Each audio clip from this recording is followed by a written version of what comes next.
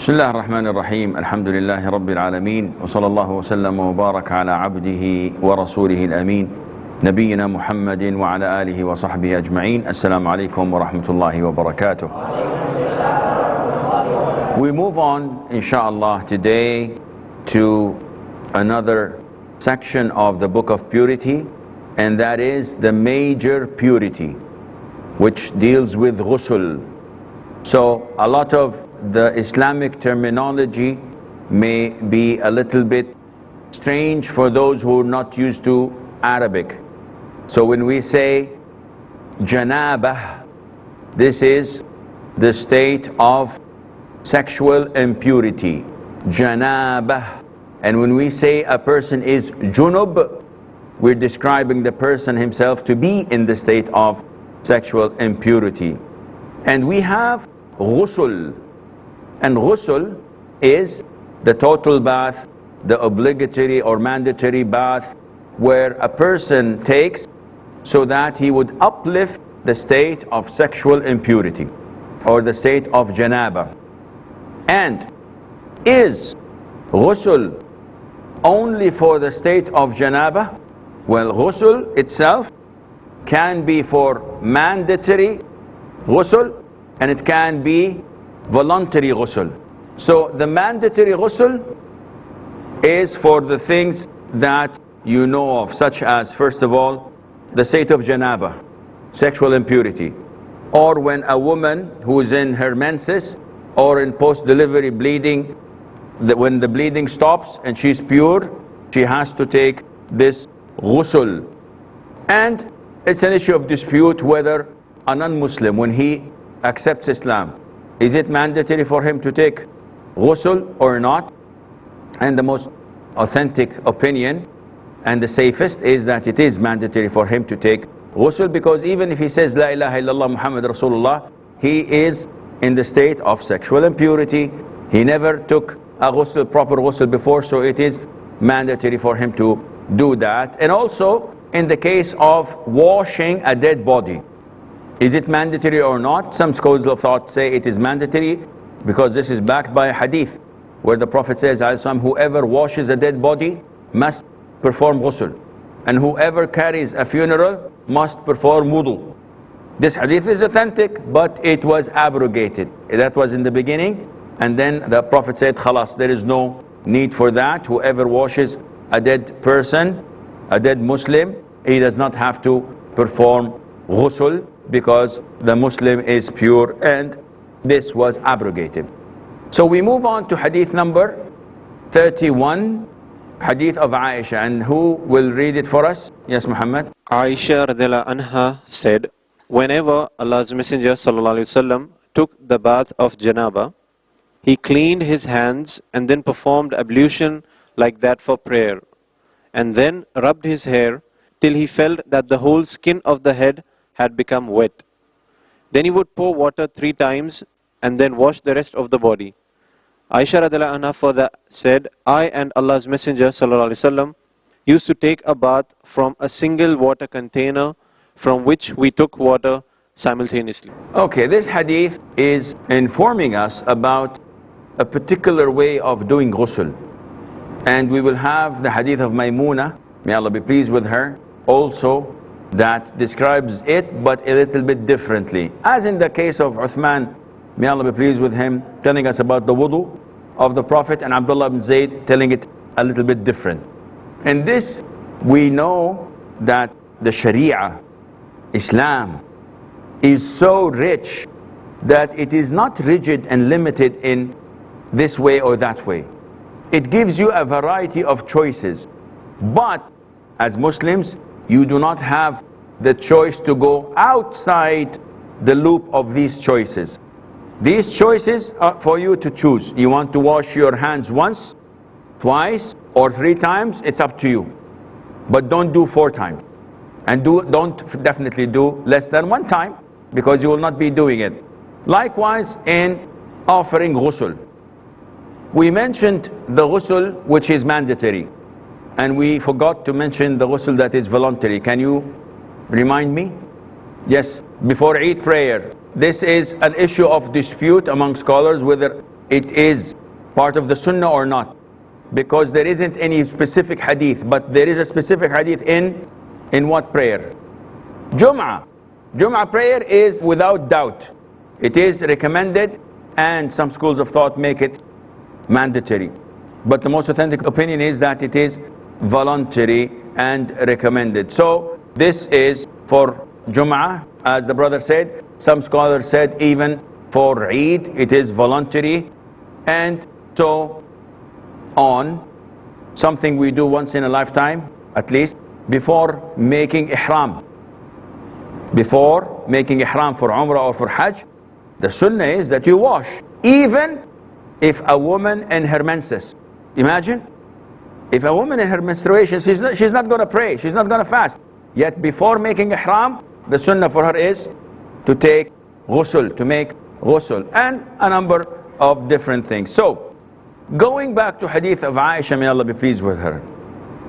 What is the definition of ghusl in Arabic? It is to wash your whole body with water.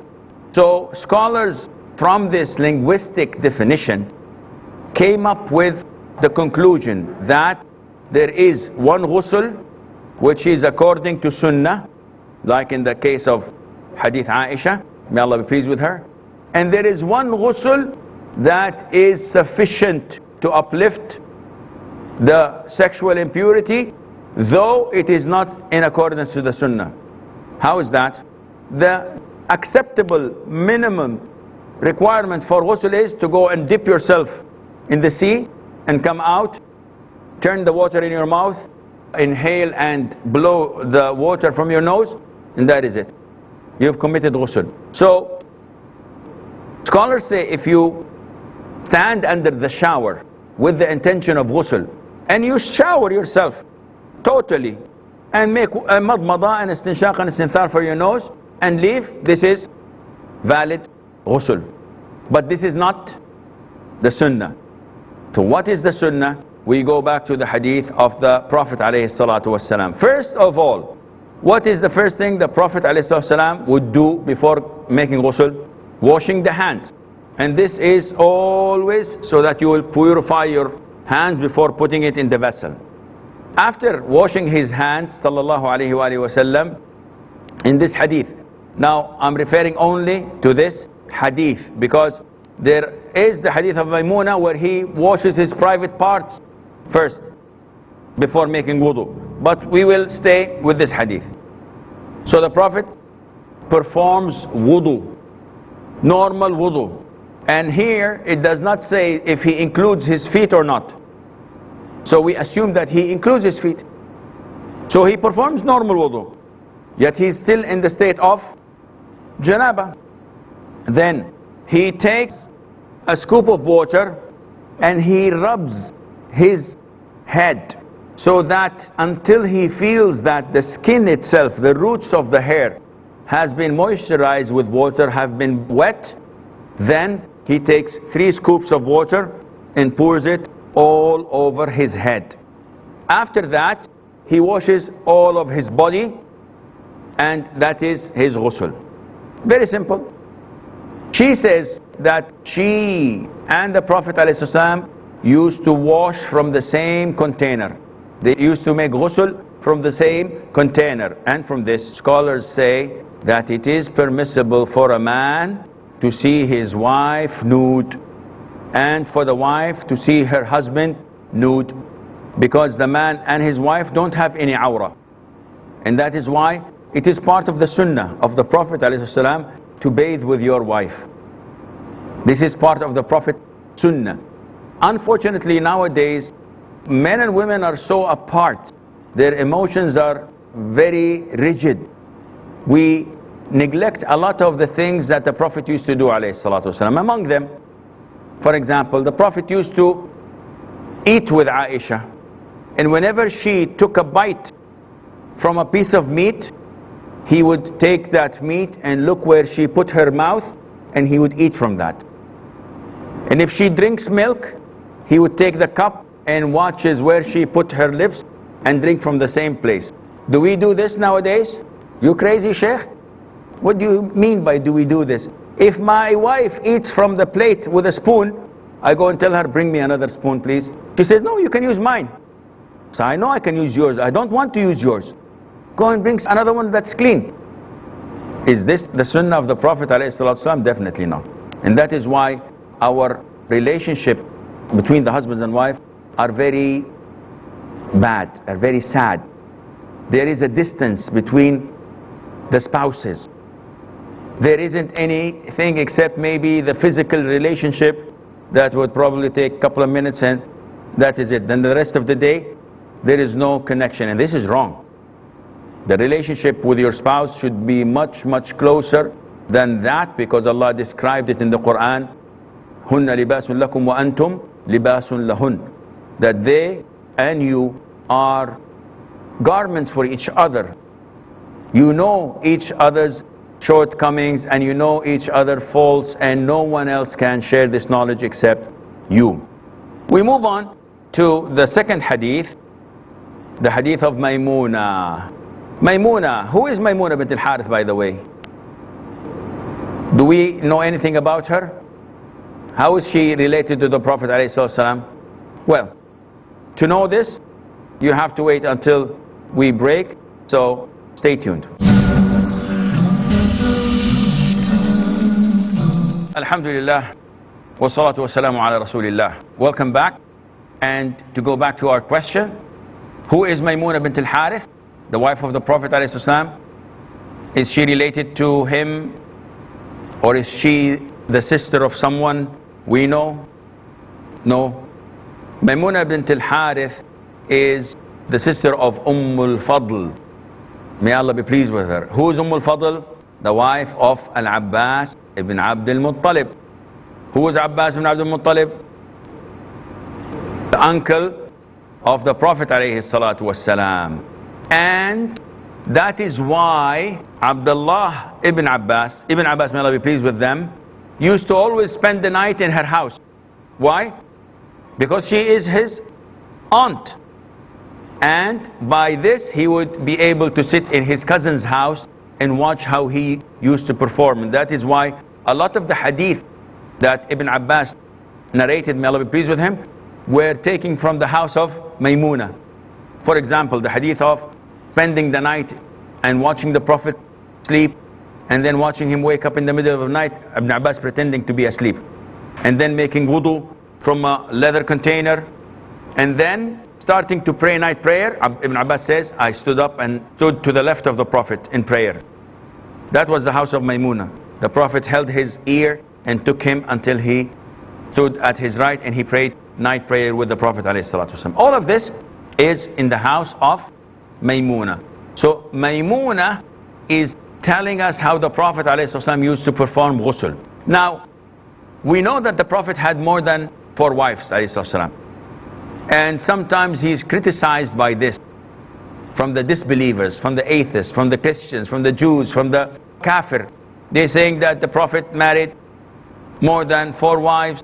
He had a lot of women. He was a womanizer. Astaghfirullah wa atubu ilayh. The Prophet ﷺ married 1 wife until he was 53 years of age.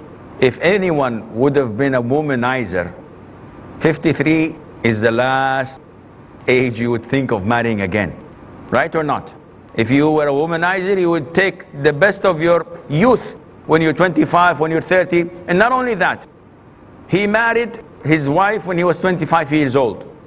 And the majority of scholars say that his wife, Khadija, was 40 years old.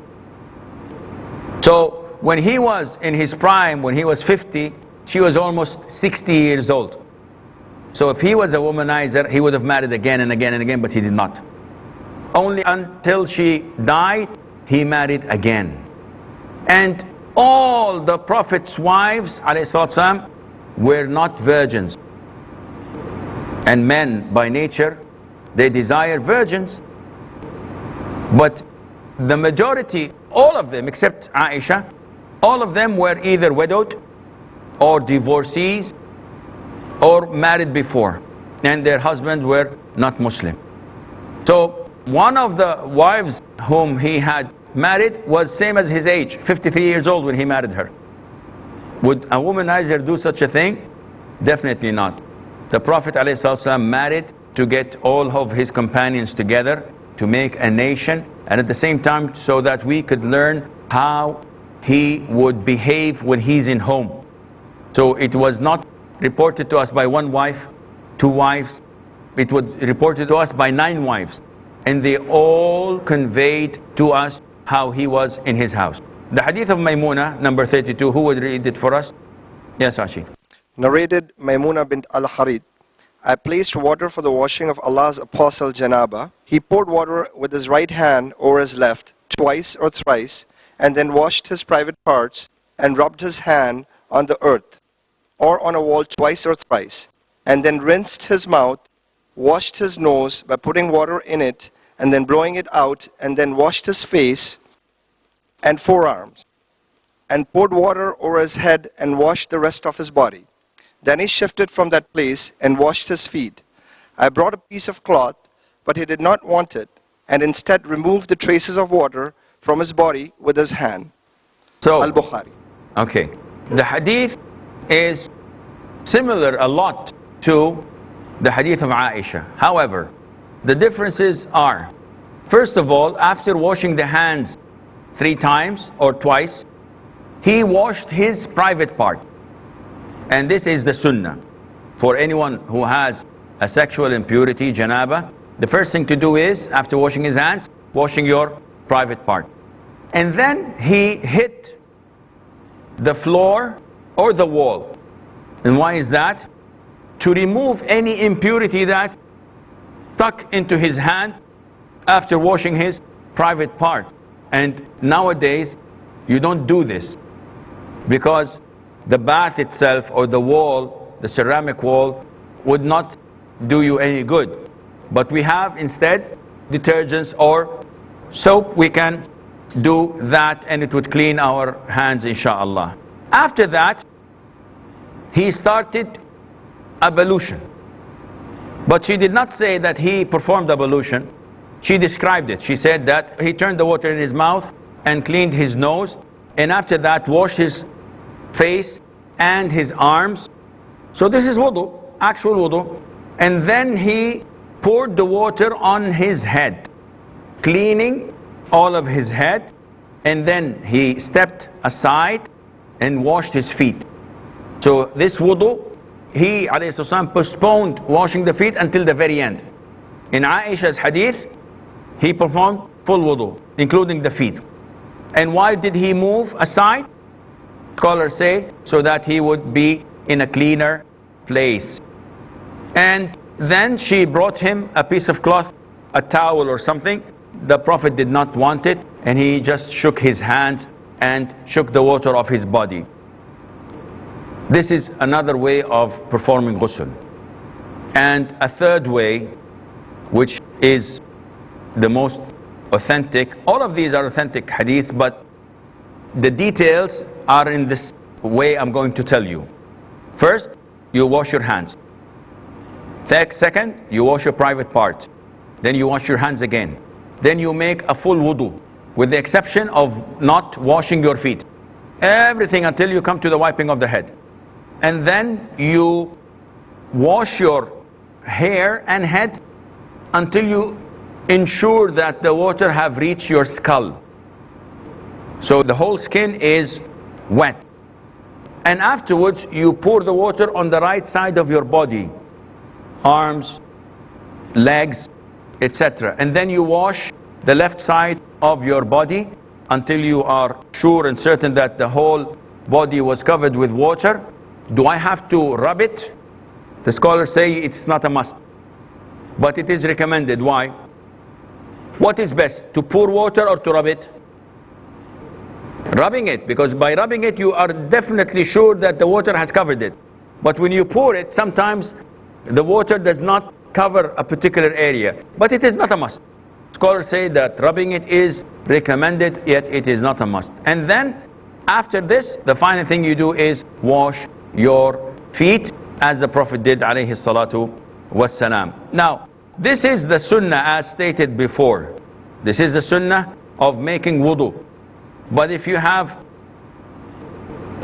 on the seashore and you're in the state in janaba, all what you do is you dip yourself in the water with the intention of making ghusl, turn the water in your mouth, clean your nose, and come out. That's it. You have performed ghusl. So this is the best way of doing it. Now, we will come to find out that the sunnah is to use as minimum as possible of water, because excessive use of water is not part of the sunnah. And if you go to places where they have rivers and rain and you name it, they have no shortage of water at all, you will find in the hotels, you will find in the streets, you will find everywhere, conserve the usage of water. SubhanAllah. Even in places like the UK, for example, with the rivers and the streams and the rain that is 24 hours, they're still calling people to conserve in their usage of water. Our religion did this 15 centuries ago, when the Prophet ﷺ used to perform wudu in this much. Imagine, this much. Is it enough to make wudu? Who says yes, it is? 1, 2, 3. I made myself wudu with it. I tried it myself. At first I thought that it was impossible, but I gave it a try. I was off-roading once with the family and it was time for prayer. I told them, just bring me this much. And I started making wudu. MashaAllah. More than enough. But when we make wudu nowadays, how many gallons do we need? We turn on the faucet and we sing, we dance, we whistle, and it would take us probably 10-20 liters. If we're taking a bath, subhanallah, we need a swimming pool, because my voice is as beautiful as it can be in the bathroom when I sing, when all the family is doing this.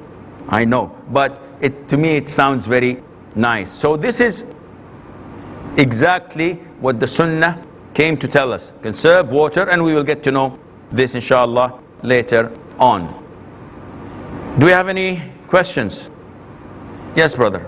Is it necessary when in the process of doing the ghusl, the water should touch all the part of the body? What if some part of the body is left out, untouched with the water? Muhammad Aman, can you please tell me? He's asking that, is it necessary that we wet the whole of our body if some part of the body is left dry? So, oh yes, oh yes. If some part of the body was left dry, you did not perform ghusl. You have to cover every part of your body. So for example, if I leave this big in my arm, I did not wash, my ghusl is invalid. I have to wash it. I'm afraid that this is all the time we have. Until we meet next time, fi amanillah. Wassalamu alaikum wa rahmatullahi wa barakatuh.